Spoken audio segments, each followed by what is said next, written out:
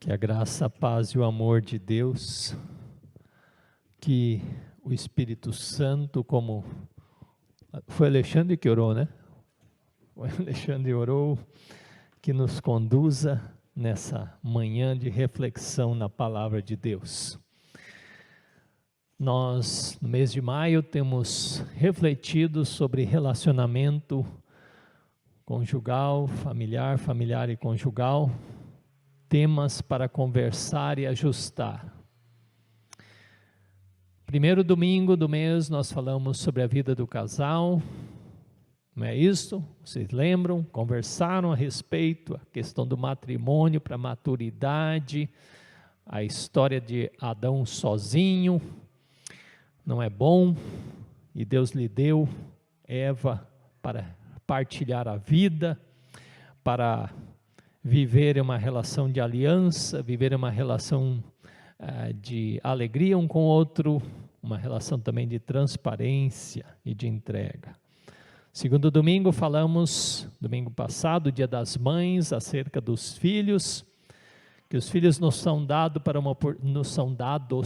uma oportunidade de maturidade, de aprofundamento de pós-graduação no amor, e de que os filhos não são, fundamentalmente, não têm o peso de nos dar a nossa felicidade, que é uma questão mais profunda. Hoje, a gente tem muitos aspectos para falar sobre família e, digamos assim, sobre família e relacionamento conjugal, mas eu pensei que há um aspecto importante por causa do momento que nós vivemos, ou do mundo em que estamos inseridos, que tem a ver também com a cultura do nosso redor. E nós precisamos conversar sobre consumo, vida simples, sobre como administramos recursos e bens. E eu chamo a atenção para que você preste atenção nessa reflexão dessa manhã, também você em casa. E que depois vocês conversem, vai ter essa reflexão tem uma provocação para conversar, né? E sabem, alguém disse uma vez, o cristianismo não é apenas um conjunto de verdades, o cristianismo é realmente uma forma de viver. Presta atenção nisso, se você é cristão, de alguma forma, o seu estilo de vida tem que demonstrar isso.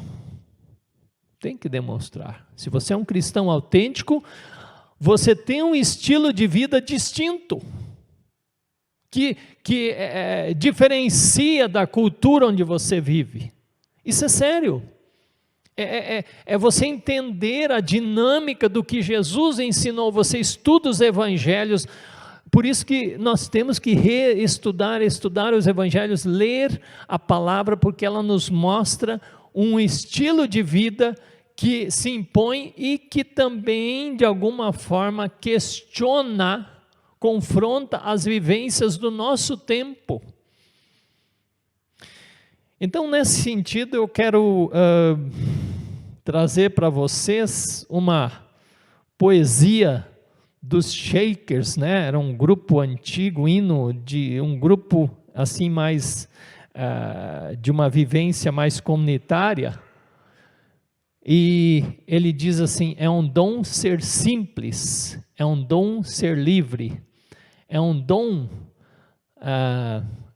descer aonde devemos estar, e quando nos virmos num caminho certo, viveremos num vale de amor e deleite. Olha que palavra, né? A gente pensar numa contracultura do nosso tempo. Ao adquirir a real simplicidade, não nos envergonhamos de viver e amar. Voltar e voltar, nosso deleite será, até que voltando para o que é certo, nos voltamos. Nos voltamos para quê? Nos voltamos para os propósitos de Deus para a nossa vida. Esse convite a uma entrega, a um aquietamento. Nós vivemos num tempo de tanta correria, de tanta agitação, de tantas metas a serem alcançadas. E por que isso? E nesse convite à simplicidade não é fácil essa proposta.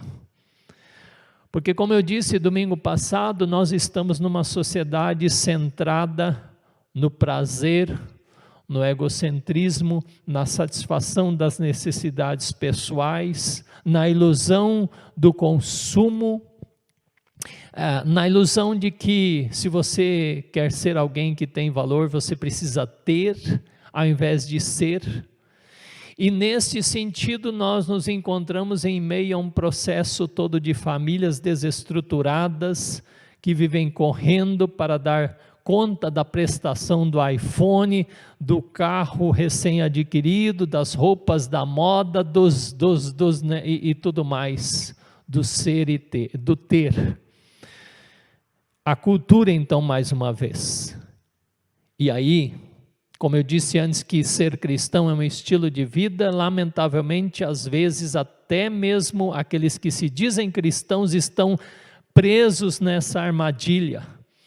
As pregações que muitas vezes são direcionadas para conquistas materiais, como se ser bem-sucedido na relação com Deus tivesse a ver com ter coisas, com estar cheio de regalias, e estar livre de enfermidades, estar livre de aflições, estar com bens e mais bens como expressão de uma espiritualidade resolvida.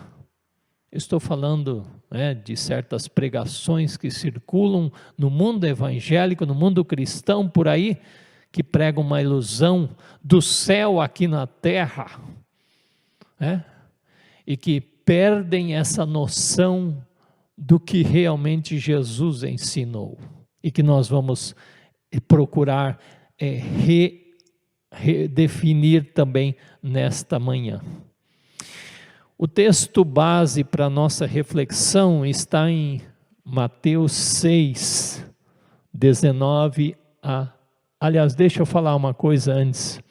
A simplicidade cristã é uma realidade interior que resulta num estilo de vida exterior. E é isso que nós queremos conversar nessa manhã. Presta atenção nisso. Você só consegue viver o que Jesus Cristo de Nazaré vivenciou e procurou passar para os seus seguidores, e nós também somos seguidores de Jesus, somos seus discípulos, se de fato dentro de nós acontecer uma transformação da ação de Jesus em nós, da ação do Espírito Santo em nós, e de que tal forma isso se reflita na nossa vida exterior. É de dentro para fora. É de dentro para fora que acontece isso. Aquele impacto que o Evangelho causa dentro de mim, me transforma, me faz enxergar o mundo com os olhos de Deus, com o modo de ser de Deus, e que eu sou despojado das ilusões desse mundo, como dizem em 1 João, a concupiscência da carne, a concupiscência dos olhos, a concupiscência do mundo, as ilusões desse mundo que fascinam. Quando eu sou despojado disso, quando eu sou liberto dessas amarras e o meu ser se tranquiliza no Senhor unicamente, então eu vivo na forma externa, sabendo o que realmente importa, o que tem valor. Portanto, a simplicidade cristã é uma realidade interior que resulta num estilo de vida exterior. E nós vamos ler dentro do Sermão do Monte, Mateus 6, 19 a 33. Esse texto é uma referência muito importante para essa temática de hoje. Eu leio ali com vocês a partir do versículo 19 de Mateus 6, você em sua casa também pode acompanhar. Não acumuleis para vós outros tesouros sobre a terra, onde a traça e a ferrugem corroem e onde ladrões escavam e roubam. Mas ajuntai para vós outros tesouros no céu, onde traça nem ferrugem corrói e onde ladrões não escavam nem roubam. Porque onde está o teu tesouro, aí estará também o teu coração. São os olhos a lâmpada do corpo. Se os teus olhos forem bons, todo o teu corpo será luminoso. Se porém os teus olhos forem maus, todo o teu corpo estará em trevas. Portanto, caso a luz que em ti há sejam trevas, que grandes trevas serão. Ninguém pode servir a dois senhores, porque ou há de aborrecer-se de um e amar ao outro, ou se devotará a um e desprezará ao outro. Não podeis servir a Deus e às riquezas. E agora? Por causa do que Jesus falou antes, não é? Eu vos digo, não andeis ansiosos pela vossa vida quanto ao que haveis de comer ou beber, nem pelo vosso corpo quanto ao que haveis de vestir. Não é a vida mais do que o alimento e o corpo mais do que as vestes? Observai as aves do céu, não semeiam, não colhem, nem ajuntam em celeiros, contudo o vosso Pai Celeste as sustenta. Porventura, não valeis vós muito mais do que as aves? Qual de vós, por ansioso que esteja, pode acrescentar um côvado ao curso da sua vida? E por que andais ansiosos quanto ao vestuário? Considerai como crescem os lírios, as flores no campo. Eles não trabalham, nem fiam. Eu, contudo, vos afirmo que nem Salomão, em toda a sua glória, se vestiu como qualquer deles. Ora, se Deus veste assim a erva do campo, que hoje existe, amanhã é lançada no forno, quanto mais a vós outros, homens de pequena fé. Portanto, não vos inquieteis dizendo, que comeremos, que beberemos, ou com que nos vestiremos, porque os gentios, os não cristãos é que procuram todas essas coisas, pois o vosso Pai Celeste sabe que necessitais de todas elas. E a chave dessa palavra, buscai, pois, em primeiro lugar o seu reino e a sua justiça, e todas essas coisas vos serão acrescentadas. Senhor, que a tua palavra encontre em minha vida, em nossa vida, Deus, essa acolhida, e ela seja realmente a que dirige nossa vida, nosso estilo de vida, Senhor. Nos orienta, em nome de Jesus. Amém. Essa palavra de Jesus está, como eu disse, no contexto do Sermão do Monte, lá no começo do capítulo 6, Jesus traz um ensino sobre a vivência de algumas práticas da fé. Ele vai falar sobre você ajudar pessoas, não é verdade? Dar esmolas. Ele vai dizer também sobre a oração e sobre o jejum. E nesses três ensinos, fundamentalmente, Jesus vai dizer, é uma questão sua, não de publicidade, é uma questão da sua relação com Deus. Por isso que eu estou falando que o que Jesus está ensinando aqui tem a ver com interioridade, com uma questão de coração, de como a sua vida interior está se desenvolvendo na relação com Deus. Já o que eu disse antes, a fé cristã, a vida simples tem a ver com uma atitude interior que vai se desenvolver na forma exterior. Então Jesus nos adverte contra qualquer intenção de nós promovermos ou fazermos transparecer algo. Ele está falando que isso tem em primeiro lugar então a questão nossa, aqui dentro de nós. A intimidade com Deus é a questão fundamental. E aí a relação profunda com Deus. Os interesses de Deus é que fazem parte, não tem a ver, e uma questão assim também mais a fundo. Ao Jesus falar no Sermão do Monte, o reino de Deus permeia tudo isso aí, porque tem a ver com os interesses de Deus, tem a ver com as questões do céu que atingem a terra e que atingem a minha e a sua vida, certo? E que com isso eu estou sendo regido não pelo que eu penso ou acho, mas pelo que Deus está nos orientando, pelo que Jesus está nos falando. A fé cristã não é uma questão de achismo. Eu achei que isso é o certo para fazer. Eu sempre pensei que era dessa forma. Não, a palavra de Deus, ela nos dá a diretriz correta. E Jesus nos afirma a forma correta de viver.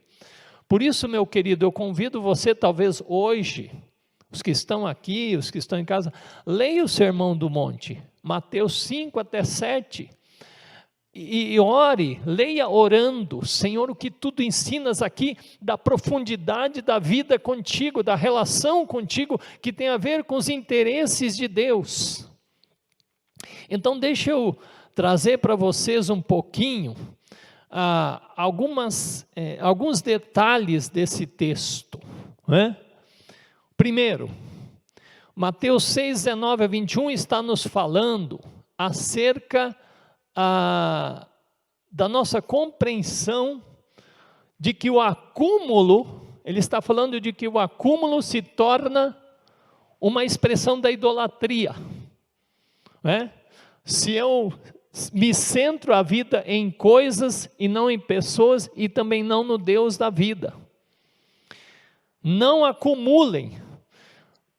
Há uma gana, muitas vezes, no mundo sem Deus, de se acumular, não só bens, né?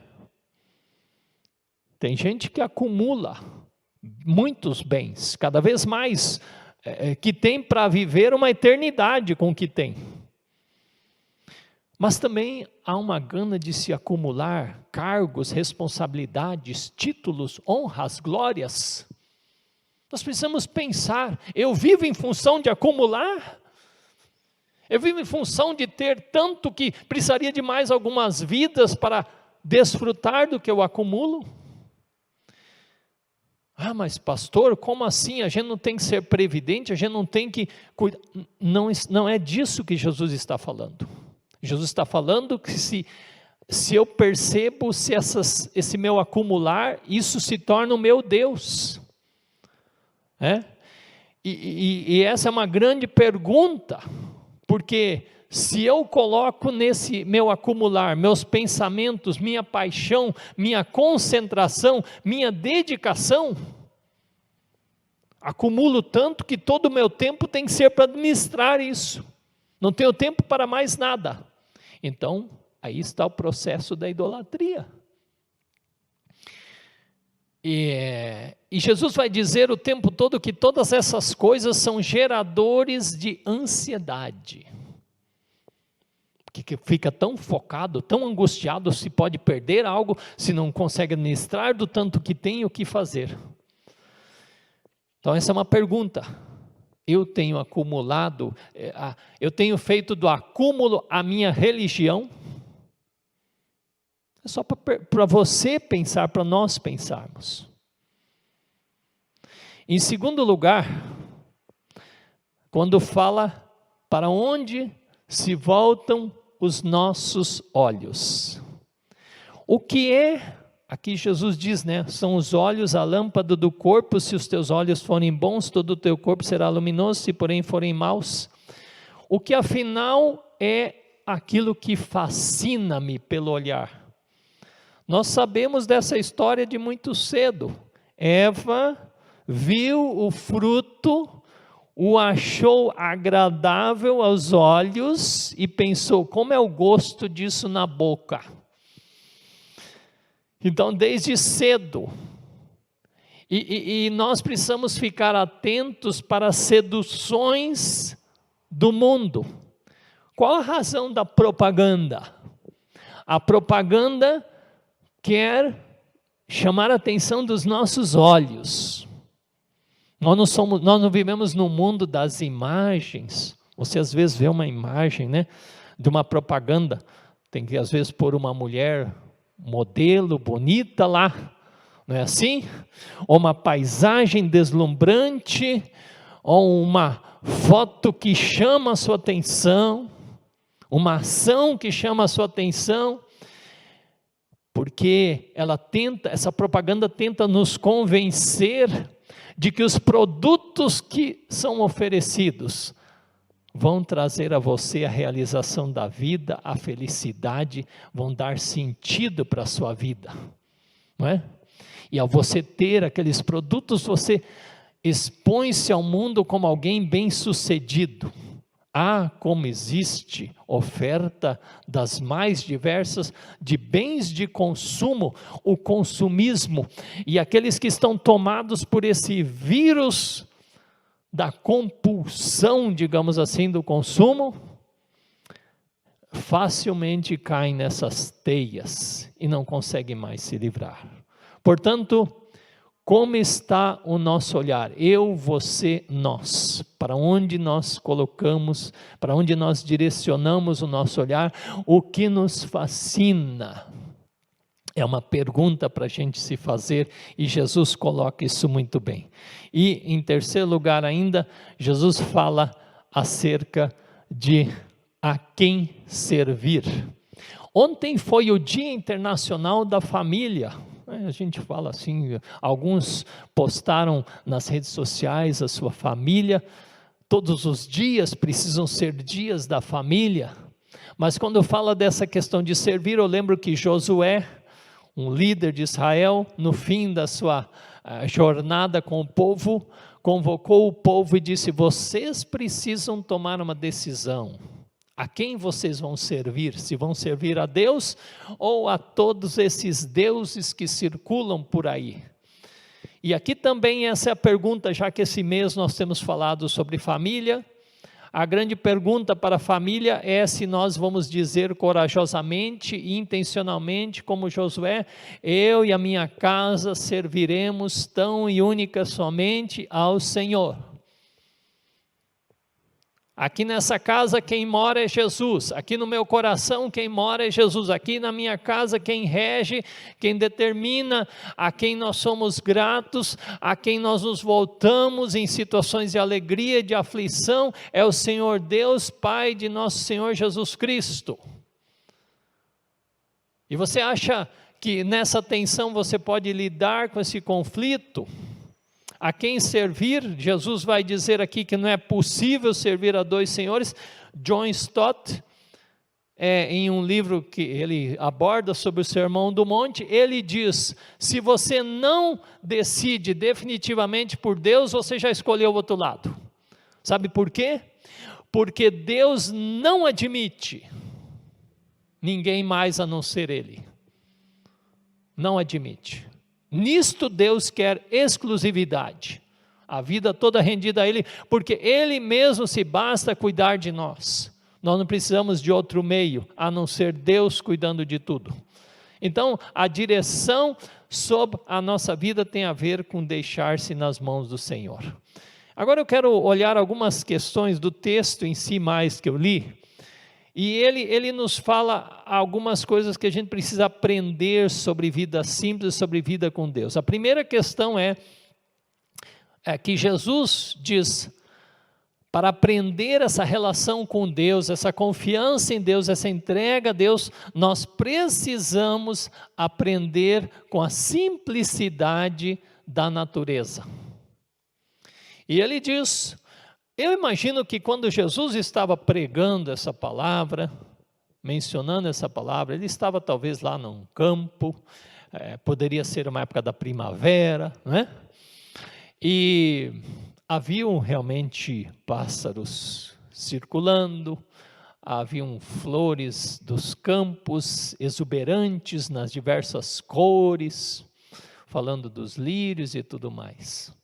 E Jesus então instiga a imaginação. Aliás, o Evangelho, a Bíblia nos motiva a imaginarmos. Imagine você lá enquanto Jesus está falando, talvez numa manhã calma, ensolarada, com algumas nuvens, e Jesus dizendo: observe, meus queridos, as aves do céu, vocês veem, elas não fazem ajuntamentos, elas creem que o Pai cuida delas. Veja esses lírios, essas flores, essa beleza aqui toda exuberante, Deus está cuidando de tudo.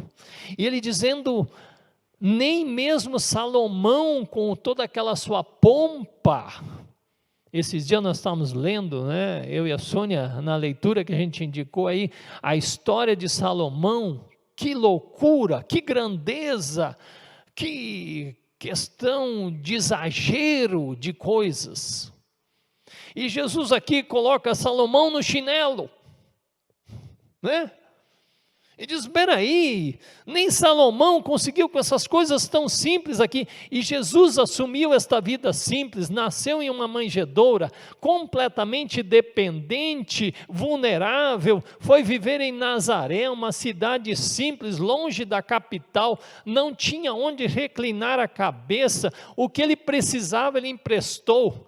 Precisou de um lugar para celebrar a ceia? Pegou emprestado. Precisou entrar em Jerusalém, pegou um burrico emprestado, e a gente diz até a cruz de Jesus não era dele. Então, Jesus está nos falando do valor dos seres humanos em relação a essa grandeza, essa forma do Pai cuidar das coisas. Cuidar de toda a criação. Ao Senhor pertence a terra e tudo o que contém, e Deus cuida de tudo que lhe pertence. Por isso então, como eu já mencionei, Jesus também faz a gente olhar para o valor que o ser humano tem. Diante de toda a criação, eu e você, nós, cada vida neste mundo, feitos à imagem e semelhança de Deus, tem um valor, uma atenção sem igual do Pai. Jesus iria morrer por nós. Quando ele falou isso, ainda não tinha acontecido. Você quer expressão maior do quanto Deus nos valoriza, o fato de Jesus ter vindo a esse mundo como homem e morrido por nós? É a expressão do quanto nós valemos para Deus, do quanto essas questões de que nós podemos contar com a amorosa provisão de Deus, porque nós valemos muito mais. E você pode fazer oração, talvez você em casa esteja passando uma aflição, uma angústia: Senhor, algumas contas, algumas questões da nosso sustento estão meio assim. Fala com Deus: Senhor, a tua palavra diz que nós valemos mais do que os pássaros, mais do que as flores, mais do que tudo mais a criação. Senhor amado, não te esqueça de mim. Olha para mim, Senhor, olha para nós. Dá-nos o essencial, o pão de cada dia. E aí essa palavra: busque o reino de Deus e a sua justiça, e todas essas coisas vos serão acrescentadas. Quando você mergulha no abraçar a causa de Deus, aí você percebe. Aqui é uma questão de definir qual é a prioridade da sua vida. Qual é a prioridade da minha e da sua vida? Eu falei, foi domingo passado, domingo anterior, sobre a escala de valores na nossa vida. O primeiro amor da nossa vida, se nós nos chamamos cristãos, não é o meu trabalho, não são os bens que eu tenho, não é o meu tempo, não são meus filhos, não é minha esposa, não é a igreja. O primeiro amor da minha vida é o Senhor, porque a palavra diz isso: amarás o Senhor teu Deus de todo o teu entendimento, de todas as tuas forças, de toda a tua vida, de toda a ânsia, de toda a sua gana. É isto. Então buscar em primeiro lugar o reino de Deus é dizer, para para o que eu vivo nesse mundo. Eu vivo para promover o reino de Deus. Eu vivo para promover a glória de Deus, a grandeza de Deus, para falar das virtudes daquele que me chamou das trevas para a luz. É para isso que eu vivo. E Deus vai cuidar das circunstâncias da minha vida, do meu casamento, da minha relação familiar, da questão do trabalho para sustentar isso. De forma alguma aqui está falando que nós devemos cruzar os braços e dizer, não é isso que está falando. Está falando que Deus cuida de nós enquanto nós nos movemos em razão do reino de Deus, em razão porque todo este cenário de Jesus aqui, como eu disse antes, tem a ver com o reino de Deus. E David Cornfield tem uma definição interessante sobre o reino de Deus, que ele diz assim: o reino de Deus é a esfera crescente e vivificante, porque é um desenvolvimento, vem o teu reino e cada vez mais se desenvolve. Então é a esfera crescente e vivificante, na qual o governo de Cristo é reconhecido, obedecido, procurado e desfrutado. É o governo de Cristo. O reino de Deus é Cristo governando sobre nossas vidas, sobre todas as nossas relações e governando no mundo. É a implantação do reino de Deus. Então coloque toda a sua energia, todo o seu tempo, toda a sua paixão, toda a sua intenção, toda a sua força, mais do que tudo nisto, em buscar o reino de Deus. Nós temos aquele hino, né? Buscai primeiro o reino de Deus. E a gente canta esse hino porque a gente tem que lembrar do que fala Jesus aqui. A grande pergunta para mim e para você é, se esta é a prioridade da nossa vida, e Deus vai cuidar do demais. Eu li esses dias a história do missionário que justamente falava isto. Ele estava num campo de missão, ele era um homem muito organizado com a contabilidade também das circunstâncias, mas ele dizia, Deus é tão gracioso que Ele nos chama para vivermos o seu reino, e Ele cuida, Ele tem uma responsabilidade em cuidar de nós.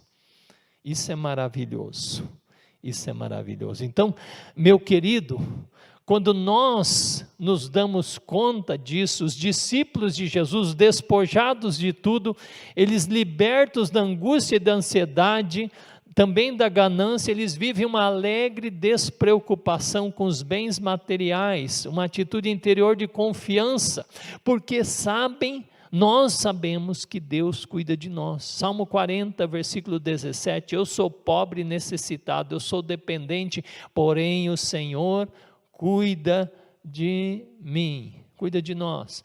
1 Pedro 5, 7, lançai sobre Ele toda a vossa ansiedade, porque Ele tem cuidado de vós. Palavra de Deus, nós cremos nessa palavra de Deus, por isso nós podemos viver desprendidos do apego às coisas, da angústia das coisas, do acúmulo, de endeusar coisas ao invés de servir ao Senhor. E aí eu quero conduzir essa palavra para algumas questões práticas. E em casa você anote e pense sobre isso, aqui você também. Olha só, né? Primeira questão, compre as coisas pela sua utilidade e não para aparecer. Não é isso? De repente, tem um homem que gosta muito de aproveitar as promoções. Eu conheço algumas pessoas assim. Aí ele chega em casa, olha amor, comprei aqui esses assentos de carro para crianças, estava em oferta. A mulher fala, mas meu querido, nossos filhos já não usam mais isso, já cresceram. Ah, é mesmo? Sabe que na hora não lembrei, não é? O fascínio da vitrine, não é? Das promoções.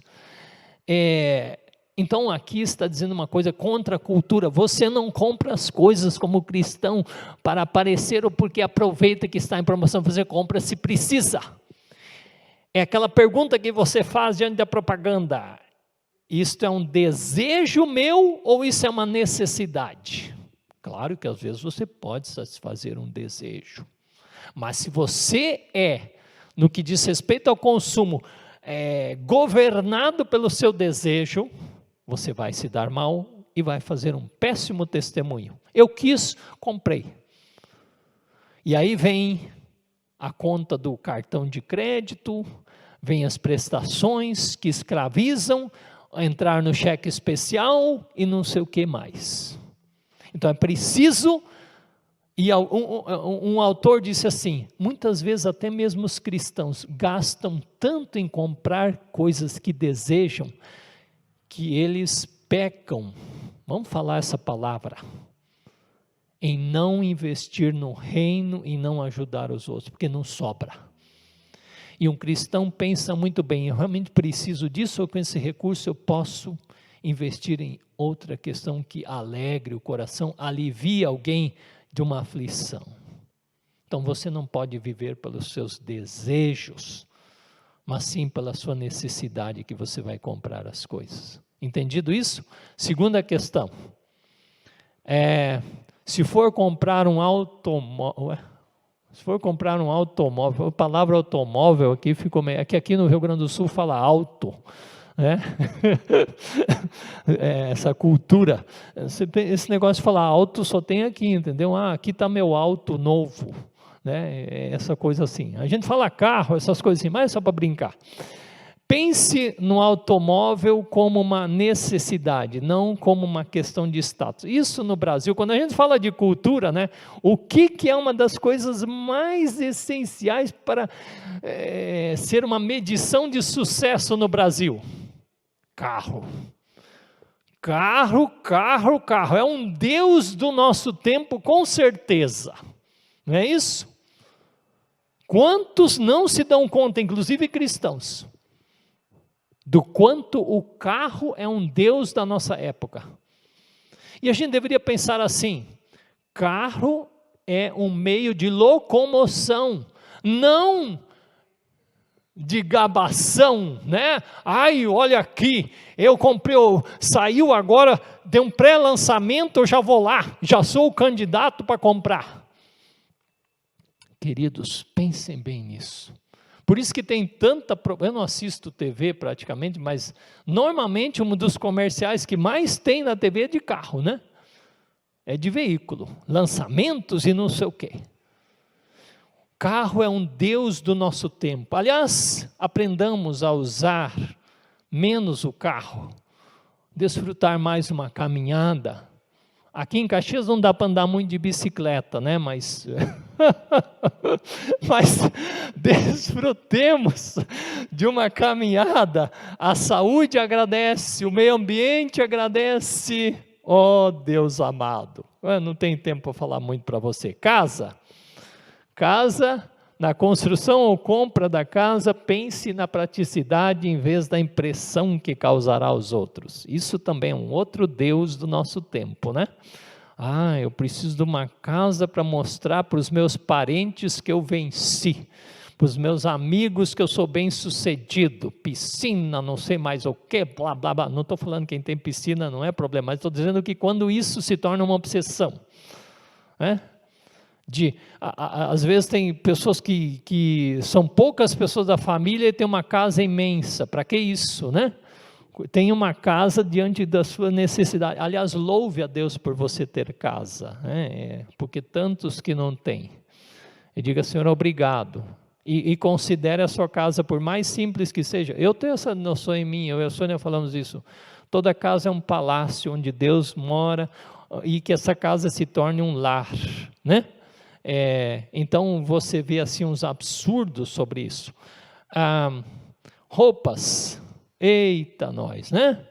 Vamos lá, considere suas roupas, compre o que precisa e não para estar em dia com a moda, essa doença também que tem em nossos tempos. Distribua, vá em brechós, não se deixe escravizar por essa questão da roupa.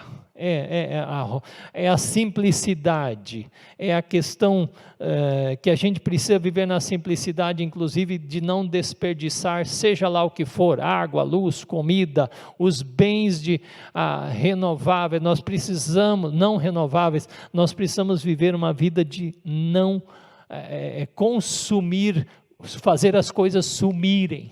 Então vivamos uma vida simples nessa área também, e no que possível doe. Pense nos outros, se não está usando, tire do seu guarda-roupa e faça circular, né?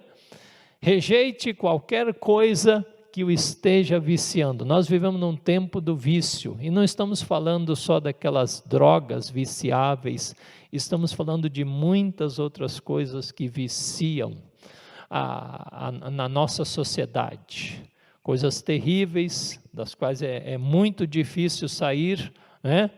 E que tiram bens preciosos nossos, como a saúde, o sono, o tempo, a paz.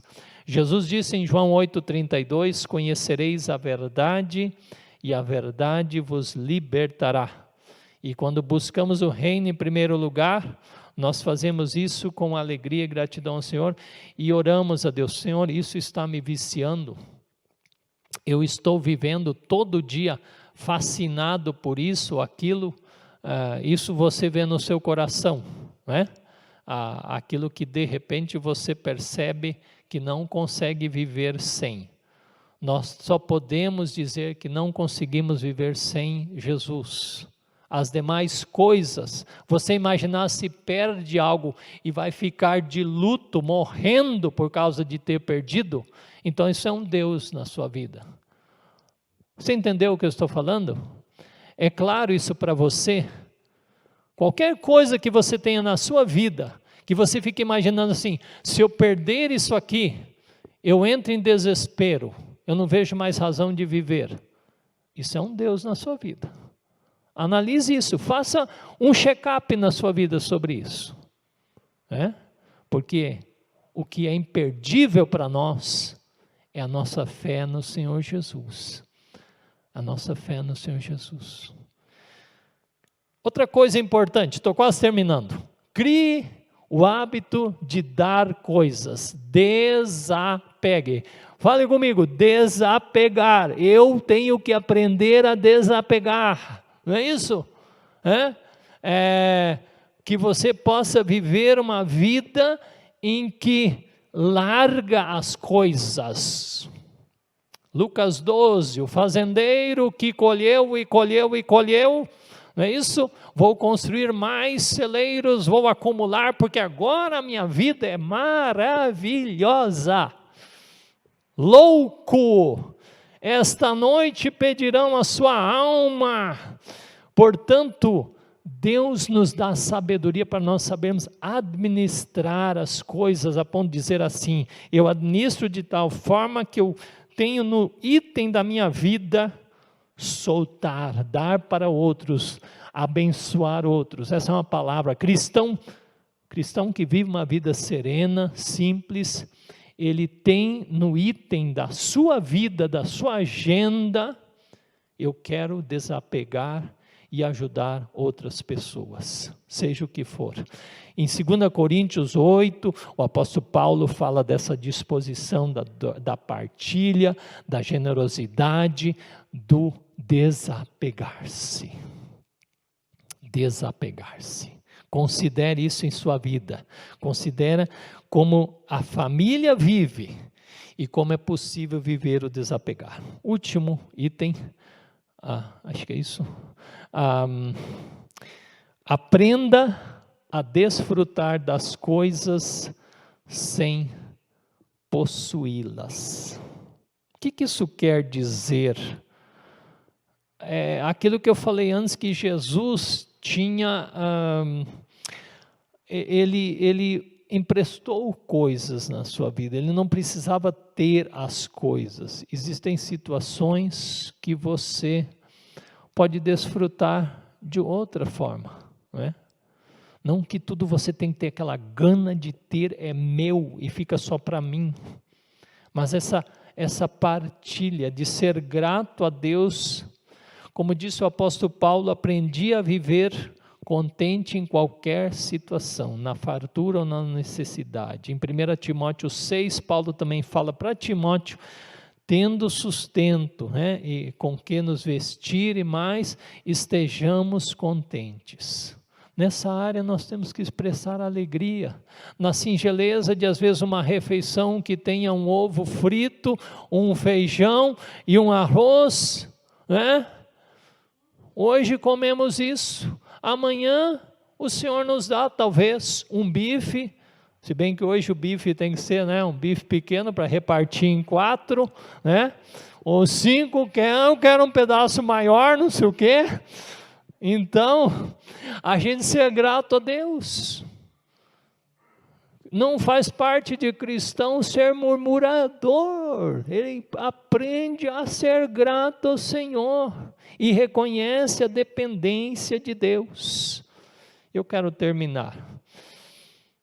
Sabem, queridos, imagine a diferença que faz se nós cristãos realmente vivemos nessa linha, nessa atitude por amor ao Evangelho, essa atitude de entrega e confiança no Senhor, criteriosos no que consumimos, no que compramos, não ceder aos apelos, rejeitar qualquer situação viciante, sermos livres, sermos generosos, doadores, desapegados, sermos pessoas ligadas às necessidades dos outros e assim por diante.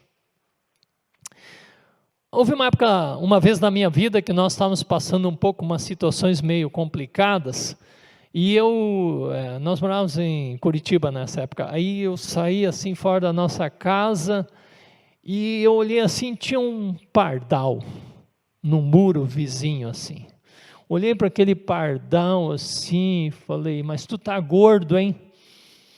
Tu tá bem alimentado, Deus cuida bem demais de você. Eu pensei, aí eu lembrei dessa história aqui de Jesus, falei, puxa vida, se esse pardal está tão bem cuidado, como é que Deus não vai cuidar das coisas que a gente está vivendo? Convido você em casa, nós aqui, a hoje conversarmos sobre isso.